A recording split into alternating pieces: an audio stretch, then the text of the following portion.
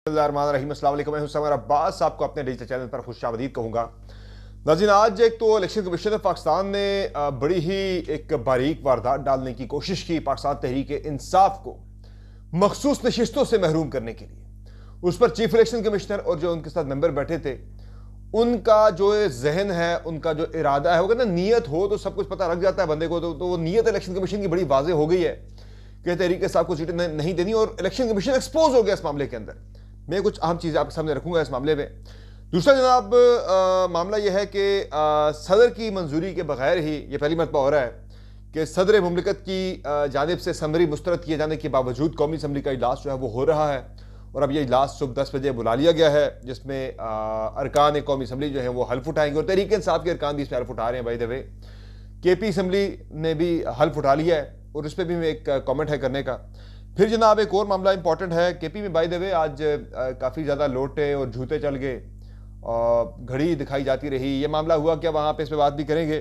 फिर जनाब हम बात करेंगे 8 फरवरी के इंतखाबात के हवाले से एक के बाद एक गवाही सामने आ रही है, और कल जो है मुस्तफ़ा कमाल की गवाही सामने आई थी। आज गवर्नर सिंध जो है कामरान टिसोरी, उनकी भी एक ऑडियो सामने आ गई है, जिसमें वो मैंडेट को बड़े वाज़े तौर पे यानी जो है वही बातें सारी जो है वो एक्सपोज हो रही है कि भाई एक के बाद एक गवाही आ रही है कि इंतखाबात जो है मुतनाज़ा थे और उसमें धांधली की करके नताइज को तब्दील किया गया है।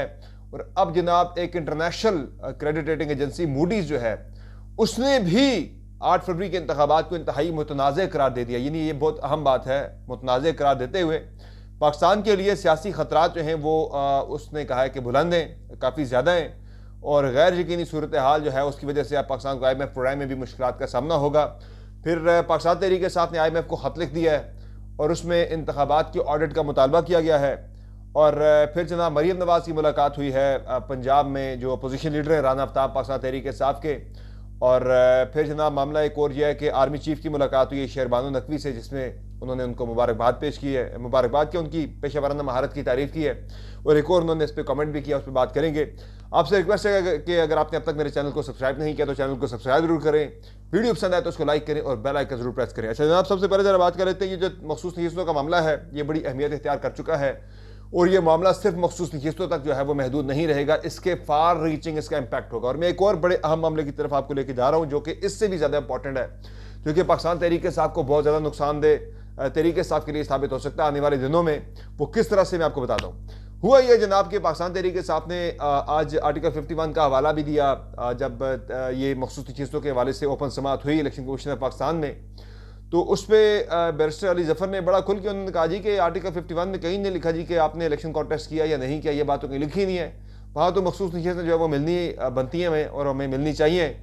तो उस पर फिर जो election commission, chief election commissioner और इलेक्शन कमीशन के जो अरकान हैं, अब उनके जो रिमार्क्स हैं वो बड़ा वाज़ेह तौर पर बता रहे हैं भाई कि उनकी नीयत नहीं है तरीके से आपको मखसूस नशिस्तें देने की। जो मैं आपको पिछले कई दिनों से बता रहा हूँ कि भाई जो मेरे तक इलेक्शन कमीशन के ज़राए से खबरें पहुंची थी वो यही थी कि भाई उनका इरादा कोई नहीं है PTI को सीटें देने का। हालांकि इसमें कानून, आइन और माजी के प्रेसिडेंट्स बड़ी वाज़ेह हैं। हुआ यह जनाब कि इस पे चीफ इलेक्शन कमिश्नर ने यह कहा कि सुन्नी इत्तेहाद कौंसिल ने ना जनरल इलेक्शन में हिस्सा लिया, ना तरजीही नशिस्तों की फहरिस्त जमा करवाई है। सुन्नी इत्तेहाद कौंसिल ने खत लिखकर कहा ना जनरल इलेक्शन लड़े ना मखसूस नशिस्तें चाहिए। अब ये वो बारीक वारदात है जिसकी तरफ मैं इशारा कर रहा हूँ कि सुन्नी इत्तेहाद कौंसिल ने खत लिख कर कहा ना जनरल इलेक्शन लड़े ना मखसूस नशिस्तें चाहिए। अच्छा, मैं ज़रा यहाँ आपको रोकता हूँ। मैं इस पर ये जो इन्होंने बारीक वारदात डालने की कोशिश की है चीफ इलेक्शन कमिश्नर ने, वो ख़त क्या है। ख़त है जी ये 26 फरवरी 2024 को सुन्नी इत्तेहाद कौंसिल के सरबराह साहबजादा हामिद रज़ा ने इलेक्शन कमीशन को एक ख़त लिखा, और ये ख़त जो है इलेक्शन कमीशन के ही एक ख़त के जवाब में ये ख़त लिखा गया, जिसमें इलेक्शन कमीशन ने तमाम पोलिटिकल पार्टी से डिटेल्स मांगी थी। भाई आपने 5% जो ख़वातीन को जनरल नशिस्तों पे कोटा है, अपने इलेक्शन लड़वाना होता है हर सूरत में, क्या आपने मैंडेटरी वो 5% नशिस्तों पे आपने ख़वातीन को इलेक्शन लड़वाया जनरल नशिस्तों पे या नहीं लड़ाया। तो उस पर साहबजादा हामिद रज़ा ये कहते हैं ये बेसिकली सेक्शन 206 जो है उसके तहत जो है ये ख़त लिखा गया था कि उसके तहत तमाम सेक्शन 206 आफ्ती इलेक्शन एक्ट 2017 है कि जिसके तहत ख़वातीन को 5% सीटों पर आपने जनरल नशिस्तों पे जो है वो टिकट देना होता है, इलेक्शन लड़ाना होता है। तो उस पर साहबजादा हामिद रज़ा ने ये लिखा जी कि चूँकि सुन्नी इत्तेहाद कौंसिल जो है वो इलेक्शन नहीं लड़ी, तो इसलिए जो है वो लिस्ट है ख़वातीन कैंडिडेट्स की अंडर सेक्शन 206 वो जो है वो हमने जमा नहीं करवाई। तो वो ये कि ये इसमें बड़ा क्लियरली वो लिख रहे हैं कि the undersigned admits submits that since no candidate contested in the general election 2024 on the assembly of Sunni Ittihad Council, therefore the list regarding women candidates does not exist, hence not submitted। वो general नशिस्तों की बात हो रही है यहाँ पे, ये reserve सीटों की बात नहीं हो रही। तो उसको जो है वो ट्विस्ट दे के चीफ इलेक्शन कमिश्नर ने इस मामले को ट्विस्ट दिया। ये सेक्शन 206 जनरल नशिस्तों के बारे में थी जो खवातीन को देनी थी, जिन पर इलेक्शन लड़वाना था। वो कहते जब हमारे बंदे जनरल नशिस्तों पे लड़ाई कोई नहीं है तो इसलिए हम हमारी खवातीन का भी ऑब्वियसली कोई नहीं लड़ी। तो उसमें चीफ इलेक्शन कमिश्नर ने मामले को ट्विस्ट देते हुए कहा जी सुन्नी इत्तेहाद कौंसिल ने हद लेकर कहा है ना जनरल इलेक्शन लड़े हैं ना मखसूस नशिस्तें चाहिए। ये खत जो मैंने पढ़ा इसमें कहीं नहीं लिखा कि मखसूस नशिस्तें नहीं चाहिए। तो ट्विस्ट दे के बारीक वारदात डालने की कोशिश की गई। इस पर चीफ इलेक्शन कमिश्नर ने सुन्नी इत्तेहाद कौंसिल का खत बैरिस्टर अली जफर को दिखाया भी। तो सुन्नी इत्तेहाद कौंसिल की कौमी असम्बली में जो है वो 21 मखसूस नशिस्तें बनती हैं। तो इस पे फिर बैरिस्टर अली जफर ने भी जो है वो ज़रा इस पे उन्होंने लाइलमी का इजहार किया, भाई मुझे तो इस खत के बारे में नहीं पता। तमाम इलेक्शन कमीशन के मेंबर इकरामुल्लाह खान जो कि केपी से हैं, उन्होंने कहा जी सुन्नी इत्तेहाद कौंसिल की मखसूस नशिस्तें ना दी तो दूसरी जमातों में ये नशिस्तें हमने तकसीम कर देनी है। तो अली जफर ने कहा जी ऐसे किसी खत के बारे में सुन्नी इत्तेहाद कौंसिल ने हमें आगाह भी नहीं किया। तो मैं यहाँ पे जो मेरी ज़ाती राय है उसमें मैं दो चीज़ें ज़रा मैं मेंशन करता चलूँ। एक तो ज़रा इलेक्शन कमीशन की नीयत जो है वो नज़र आ गई है, इस जो उन्होंने वारदात डालने की कोशिश की, ट्विस्ट देने की कोशिश की हक़ाइक़ को, कि वो नशिस्तें तहरीक इंसाफ को देने का उनका कोई भी इरादा नहीं है। तो इस पर तहरीक इंसाफ के बैरिस्टर अली जफर और बैरिस्टर गौहर साहब जो हैं वो फरमा चुके हैं कि भाई हम इस मामले पर अगर हमारी नशिस्तें छीनी गई, किसी और को दी गई, तो हम ये मामला सुप्रीम कोर्ट ऑफ पाकिस्तान में लेकर जाएंगे। लेकिन उससे पहले ज़ाहिर है ये नशिस्तें, मुझे लगता है कि इलेक्शन कमीशन ने फैसला महफूज कर लिया हुआ है, वो ये नशिस्तें जो है तहरीक इंसाफ को नहीं देगा। अच्छा, ये जो खत है इस खत में भी मैं समझता हूँ कि साहबजादा हामिद रजा ने थोड़ी सी गलती ज़रूर की है कि तहरीक इंसाफ की जो लीगल जो उनकी जो टीम है उसको कम से कम आगाज़ ज़रूर करना चाहिए था। कि मुझे बड़ी हैरत हुई कि बैरिस्टर अली जफर वहाँ पे हैरत का इज़हार करें, भाई मुझे तो ऐसे किसी खत का पता ही नहीं है। जब तहरीक इंसाफ पूरी जम हो चुकी है सुन्नी इत्तेहाद कौंसिल में, तो साहबजादा हामिद रजा साहब जब 26 हुई नहीं 2 रोज़ पहले ये खत लिख रहे हैं इलेक्शन कमीशन को, तो उन्हें चाहिए कि वो तहरीक इंसाफ की लीगल टीम को लूप में रखें। इसमें अब मुझे ये लगता है कि इलेक्शन कमीशन जो है वो इस मामले पे ये ग्राउंड लेगा कि भाई चूंकि खुद सुन्नी इत्तेहाद कौंसिल के जो सरबराह हैं वो खत लिख के ये कह रहे हैं भाई हमने तो इलेक्शन लड़ा ही नहीं है और ना हमें नशिस्तें चाहिए।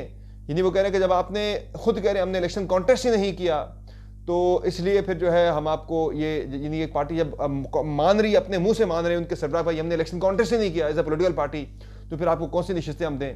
हालांकि ऐसी कोई चीज़ जो है वो आर्टिकल 51 के अंदर नहीं मेंशन कि भाई उस पार्टी ने इलेक्शन लड़ा होना चाहिए या नहीं लड़ा होना चाहिए। और इस पर मैं मुझे ये लग रहा है कि किसी चीज़ को जवाब बनाते हुए इलेक्शन कमीशन तहरीक इंसाफ को सीटें नहीं देगा। हालांकि मैं ये भी बताऊँ आपको कि जो मैं कल भी इस पर बात कर चुका हूँ कि खैबर पख्तूनख्वा की मिसाल मौजूद है कि वहाँ आज़ाद लड़के लोगों ने बाद में उस बाप पार्टी को ज्वाइन किया था जो बाप पार्टी केपी असम्बली का इंतखाब कभी भी नहीं लड़ी। तो उसी बाप पार्टी को ज्वाइन करने के बाद बाप पार्टी को एक मखसूस नशिस्त बाद में अलॉट हो गई थी उनके कोटे के ऊपर, यानी कि उनकी स्ट्रेंथ के ऊपर। तो ना वो इलेक्शन लड़े थे और ना कभी वो पार्टी वहाँ पे उन्होंने कभी इलेक्शन कॉन्टेस्ट किया, लेकिन आज़ाद लड़के लोग बाद में ज्वाइन हुए थे। अच्छा, अब एक और काम हो रहा है, यानी जो मैं समझता हूँ कि इसमें यह भी हो सकता है कि इलेक्शन कमीशन ऑफ पाकिस्तान जो है वो तहरीक इंसाफ के जिन लोगों ने सुन्नी इत्तेहाद कौंसिल ज्वाइन की है उनको भी वो आज़ाद डिक्लेयर कर दे। यानी ये बहुत बड़ा एक, मैं आपको बता रहा हूँ, एक मामला, ये बहुत अहम मामला है। ये वो कोई आम मामला नहीं है कि ये भी इम्कान मौजूद है कि तहरीक इंसाफ को न सिर्फ मखसूस नशिस्तों से महरूम कर दिया जाए, बल्कि जो तहरीक इंसाफ के जनरल नशिस्तों पर अरकान कौमी असम्बली सुन्नी इत्तेहाद कौंसिल में शामिल हो चुके हैं उन्हें भी इलेक्शन कमीशन कह दे कि भाई ये लोग जो हैं वो तहरीक इंसाफ का हिस्सा नहीं, ये सुन्नी इत्तेहाद कौंसिल के एमएनएज नहीं माने जा सकते, क्योंकि सुन्नी इत्तेहाद कौंसिल ने तो इलेक्शन में हिस्सा लिया ही नहीं है। सुन्नी इत्तेहाद कौंसिल के सरबराह 26 तारीख को हमें खुद खत लिख के आगाह कर रहे कि भाई हमने तो इलेक्शन में हिस्सा लिया ही नहीं, कॉन्टेस्ट नहीं किया हमने किसी एक सीट के ऊपर भी। इस पर मैं समझता हूँ कि तहरीक इंसाफ से थोड़ी सी गलती इस हद तक जरूरी है कि उन्होंने मौका तो दे दिया अगलों को ना, हालांकि बनता नहीं है, लेकिन फिर भी ज़ाहिर अगले तो वो मौका ढूंढते भाई कोई मौका ऐसा हाथ है कि हम तहरीक इंसाफ को जो है वो जो है यहाँ पे नुकसान पहुँचाएँ। तो कम से कम यहाँ पे अगर तहरीक इंसाफ ने सुन्नी इत्तेहाद कौंसिल के बजाय अगर इत्तेहाद किया होता मजलिस वहदतुल मुस्लिमीन से, तो वो मेरे ख्याल से एक बेहतर फैसला हो सकता था। चूंकि मजलिस वहदतुल मुस्लिमीन ने इलेक्शन कॉन्टेस्ट किया, उनका एक एमएनए भी कौमी असम्बली के अंदर मौजूद है, लेकिन फिर वो शिया सुन्नी वाला मामला आ गया। बहरहाल उस पर पार्टी की अपनी एक उनकी स्वाबदीद अपनी एक राय है, लेकिन वो एक बेहतर फैसला हो सकता था जिससे बाद में तब्दील किया गया। कम से कम ये जवाब तो इलेक्शन कमीशन को ना मिलता ना।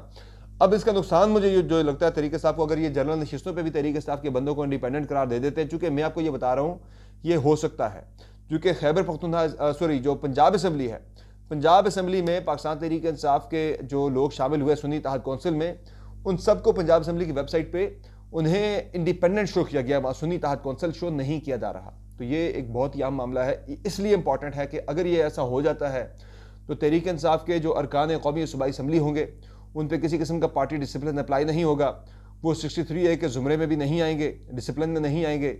तो जब उसमें नहीं आएंगे तो कल को तहरीक इंसाफ के बंदे तोड़ना बहुत ही आसान हो जाएगा बाकी पॉलिटिकल पार्टीज़ के लिए। तो ये सुन्नी इत्तेहाद कौंसिल में जाने की एक मेन वजह यही थी, मखसूस चीज़ों के अलावा कि पार्टी के जो अरकान कौमी सूबाई असम्बली हैं वो पार्टी डिसिप्लिन के तहत आ जाएं, उन पर 63A का इतलाक हो जाए, कोई बंदा कल को किसी भी किस्म का जो है वो फैसला ना करे, किसी और पार्टी को ज्वाइन ना कर सके। तो ये इसकी वजह ये थी। तो ये मुझे लगता है कि ये वारदात जो है वो PTI के साथ डलने जा रही है। अच्छा, अब मुझे इस पर तहरीक इंसाफ के ऊपर भी थोड़ी सी हैरत ज़रूर होती है कि जब आप स्टैंड लेते हैं फिर स्टैंड आपको फिर पक्का स्टैंड लेना चाहिए। यहाँ आपने कौमी असम्बली में स्टैंड लिया कि जी आरिफ अलवी साहब जो है वो बिल्कुल ठीक काम कर रहे हैं, और आरिफ अलवी ज़रा तहरीक इंसाफ की मर्ज़ी पर इन्होंने स्टैंड लिया है कि भाई आप उन्होंने इजलास नहीं बुलाया कौमी असम्बली का, और अब स्पीकर के कहने पर इजलास बुलाया गया, जिससे तहरीक इंसाफ कह रही है कि गैर आईनी, लेकिन तहरीक इंसाफ इस इजलास में शिरकत भी कर रही है, हल्फ भी उठा रहे हैं PTI के MNA जाके। फिर आज जब तक ये कोटा अलॉट नहीं हुआ, हाउस तो नामुकम्मल है खैबर पख्तूनख्वा के अंदर भी, तो वहाँ तो तहरीक इंसाफ के स्पीकर हैं, तहरीक इंसाफ के सारे लोग हैं, उन्होंने तो इजलास बुला के वहाँ पे हल्फ भी करवा लिया अपने अरकान का। तो फिर मेयार मेरे हाल से एक होना चाहिए हर जगह पे। ज़रा इस मामले पे स्टैंड अगर आपने लेना तो फिर सही तरह से स्टैंड आपको लेना चाहिए। बाकी PTI ने ख़त लिख दिया है आज IMF को, और उस ख़त में इलेक्शन के ऑडिट का मुतालबा किया गया है, और ये भी कहा गया कि जो पैसे IMF दे वो पैसे जो हैं वो इसलाह यानी कि वो रिफॉर्म्स के ऊपर पैसा खर्च होना चाहिए, ना कि हुक्मरानों की अयाशियों पे खर्च हो वो पैसा। और इसमें ये जो डिमांड की गई है वो ये है कि भाई election commission supreme court of Pakistan के ज़रिए जो है वो ऑडिट करवाया जाए इलेक्शन का, जो पहले तरीके से आपने यकीन दहानी करवाई थी, जो तरीके से आपने मांगा था IMF से कि भाई आप हम इस सूरत पे इस कंडीशन पे सपोर्ट कर रहे हैं IMF प्रोग्राम को कि भाई वो पाकिस्तान में शफाफ इलेक्शन करवाएंगे। अब क्योंकि शफाफ इलेक्शन नहीं हुए तो जनाब पाकिस्तान में इलेक्शन का ऑडिट करवाया जाए। अच्छा, इसमें अब ये जनाब के सिर्फ IMF नहीं बल्कि अब मूडीज़ ने भी, जो कि रेटिंग एजेंसी है, उसने भी कह दिया है कि भाई 8 फरवरी के इलेक्शन जो है वो इंतहाई मुतनाज़ा थे, इंतखाबात थे, जिसके बायस पाकिस्तान को सियासी ख़तरात जो हैं पाकिस्तान के वो अब काफ़ी ज़्यादा बढ़ गए हैं, और सियासी ख़तरात और गैर यकीनी की सूरत हाल पाकिस्तान के अंदर मज़ीद बढ़ गई है, और इसकी वजह से पाकिस्तान को IMF प्रोग्राम जो है वो उसमें काफ़ी ज़्यादा हसूल में मुश्किलात का सामना करना पड़ेगा। तो बाकी इसके अलावा जनाब हद पे ज़ाहिर काफ़ी तनकीद हो रही है। साग डार ने और PMLN की जानिब से जो रिएक्शन आया फौरी तौर पर वो ये कह रहे हैं कि पाकिस्तान को अपने ज़ाती सियासी मफादात के लिए पाकिस्तान को नुकसान पहुँचाने की तहरीक इंसाफ की तरफ से ये कोशिश की गई है, उसे करार दिया जा रहा है, और इसके ऊपर ज़ाहिर अब काफ़ी ज़्यादा ले दे, काफ़ी ज़्यादा सियासत होगी आने वाले दिनों में भी। बाकी कौमी असम्बली के साथ साथ जनाब मामला यह है कि नून लीग की पार्लिमानी पार्टी का इजलास हुआ, जिसमें मियाँ नवाज शरीफ ने खिताब किया, और मियाँ नवाज शरीफ ने भी माना है अगले 1.5 से 2 साल पाकिस्तान के लिए इंतहाई मुश्किल है, इंतहाई दुश्वार और इंतहाई चैलेंजिंग ये सूरत हाल होगी पाकिस्तान के अंदर, बहुत मुश्किल साल होंगे, बड़ा मुश्किल वक्त होगा। उसके बाद इम्कान है कि जाके शायद कोई इस्तेकाम पाकिस्तान के अंदर आए। और फिर जनाब इसमें उन्होंने मियाँ शहबाज शरीफ को बाज़ाब्ता तौर पर आज वज़ीर आज़म का कैंडिडेट नॉमिनेट किया है, और साथ साथ जो है अपना अयाज सादिक, उन्हें स्पीकर का कैंडिडेट भी नॉमिनेट कर दिया गया है। पीपल्स पार्टी ने डिप्टी स्पीकर का कैंडिडेट देना है नेशनल असम्बली के अंदर, तो कल जब हल्फ होंगे तो हल्फ के साथ ही स्पीकर का इलेक्शन भी अनाउंस हो जाएगा परसों के लिए, तो उसमें कैंडिडेट्स जो हैं वो सामने आ चुके हैं। बाकी एक और काम ये हुआ PTI के अंदर इंटरनल मामलात जो हैं वो उस पर काफ़ी ज़्यादा इशू चल रहे हैं। KP में आकिबुल्लाह की जगह पे, जो कि या इनके असद कैसर के भाई हैं, उनकी जगह पर अब बाबर सलीम सवाती को जो है वो नॉमिनेट कर दिया गया था स्पीकर। तो उस पर काफ़ी चीज़ें काफ़ी इशूज़ चल रहे हैं असद कैसर के, बैरिस्टर गौहर और क्या नाम है उमर अयूब के दरमियान। तो पहले तो ये अनाउंस किया था असद कैसर ने इमरान खान साहब के साथ मुलाकात के बाद कि आकिबुल्लाह KP के स्पीकर होंगे, लेकिन बाद में फिर उमर अयूब ने यह फैसला तब्दील किया है। तो उस पर काफ़ी अब मामला ले दे चल रही है, उमर अयूब और असद कैसर के दरमियान एक रिफ्ट चल रही है। तो असद कैसर को जो है पार्टी के सियासी मामलात में भी फैसला साजी से अलग कर दिया गया है, उन्हें इस मामले पे भी अलग कर दिया गया है। तो काफ़ी ज़्यादा ये इश्यूज़ जो हैं वो इंक्रीज़ हो रहे हैं, बढ़ रहे हैं, एक्सेसरबेट हो रहे हैं। तो इस पर PTI को मेरे ख्याल से जल्द अज जल्द काबू पाने की ज़रूरत है। बाकी एक और मामला यह है जनाब के KP असम्बली के अंदर एक मेंबर हैं, वो PMLN की मेंबर है, साइमा या क्या उनका नाम है, मखसूस चीज़ों पर आई है, ये 2013 से ऑनवर्ड मेंबर हैं KP असम्बली की। तो आज वो असम्बली में घड़ी लेके आ गई, तो घड़ी उन्होंने लहरा के ज़रा इमरान खान की वो जो तोशाखाना वाला मामला उस पर टीज़ करने की कोशिश की। तो गैलरी में बैठे लोगों ने उनके उस खातून के ऊपर जो है वो खातून मेंबर असम्बली के ऊपर जूते और लोटे फेंकना शुरू कर दिए। तो उन्होंने वो लोटा उठा के अली अमीन गंडापुर की सीट के ऊपर रख दिया। लेकिन ये काफ़ी एक बुरा मंजर, काफ़ी एक मैं समझता हूँ कि बहुत ही अफसोसनाक के मनाजिर थे जो कि देखने को मिले आज। तो मैं समझता हूँ PTI की बहुत आई अक्सरियत है KP के अंदर, आपको ब्लिंक नहीं करना चाहिए। खातून अगर वहाँ पर इस तरह की हरकतें कर रही है आप नज़रअंदाज करें। तो आज अगर आप नज़रअंदाज करते तो वो 2 मिनट बाद खुद ही बैठ जाती, जाके ये जूते फेंकना, ये इस तरह की चीज़ें करना, ये मेरे ख्याल से टीज़ होने की ज़रूरत नहीं थी। इससे मामला ज़्यादा ख़राब हुआ। खबर बन गई, वो PTI इनके जो गैलरी में बैठे लोग थे उन्होंने खबर बनवा दी। बहरहाल अब इस पर यह है कि फाइनली एक आज की जो खबर यह है कि army chief general Asim Munir ने जो लाहौर में इचरा में वाक़या हुआ था, सैयदा शहरबानो नकवी जो कि ASP थी, उन्होंने जिस तरह से वो जोहला के हजूम में से उस खातून को निकाल के बाहर लाई थी कामयाबी के साथ, उस पर आज खातून से मुलाकात की, सैयदा शहरबानो नकवी से मुलाकात की आर्मी चीफ ने और उनकी पेशा वाराना महारत पर उनकी तारीफ़ की, ख़वातीन के एहतराम पर बात की, समाजी हमआहंगी की अहमियत और अदम बर्दाश्त को रोकने के लिए मुल्क गिर इत्तेफाक पैदा करने पर जोर दिया गया। आर्मी चीफ ने कानून की हुक्मरानी पर जोर देते हुए कहा कि तहफ़्फ़ुज़ात और शिकायत के हल के लिए कानूनी रास्ते होते हुए कानून को हाथ में ना लिया जाए। तो ये आज की अपडेट्स हैं जनाब। अगली वीडियो में फिर मुलाकात होगी, इजाज़त दीजिए। अल्लाह।